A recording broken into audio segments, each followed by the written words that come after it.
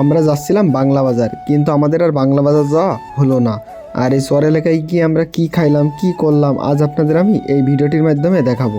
আমরা গিয়েছিলাম পিরাকপুর বাজারে একটি দরকারি কাজে, আর আমরা ভাবলাম এখান থেকে তো বাংলা বাজার খুবই নিকটে, তাই বাংলা বাজার থেকে একটু ঘুরে আসি। তাই আমি আর আমার দুই বন্ধু রওনা দিলাম বাংলা বাজারে যাওয়ার উদ্দেশ্যে।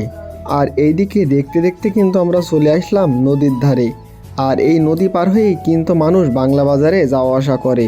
আর এখন কিন্তু বাজে বিকেল 3টা, আর আমাদের সাথে ছিল 100টি পাকা কলা। তাই আমরা চলে আসলাম এই দোকানে।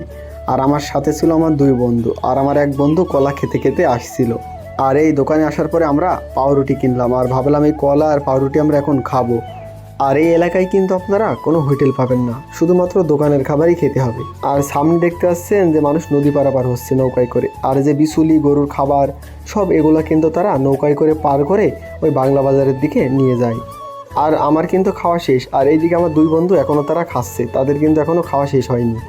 আর এই এলাকার মানুষজন কিন্তু অনেক ভালো মনের মানুষ। এইখানে আসার মূল উদ্দেশ্য হচ্ছে আমাদের বাংলা বাজার যাব, কিন্তু দুঃখের বিষয় হচ্ছে এই নৌকায় চড়ে যদি আমরা পার হয়ে ওই পারে যাই, আর ওই পারে কিন্তু মোটরসাইকেলে করে মানুষ ভাড়া মারে, আর আমাদের বাংলা বাজারে নিয়ে যেতে তাদের টাইম লাগবে 1.5 ঘন্টা, আর আসতে 1.5 ঘন্টা, মাত্র 3 ঘন্টা। কিন্তু এখন বাজে বিকেল 3টা, আর আমাদের কিন্তু ঘুরে আসা হবে না, আস্তে আস্তে কিন্তু সন্ধ্যা নেমে আসবে। তাই আর কি করার, আমরা বাড়ির উদ্দেশ্যে রওনা দিলাম।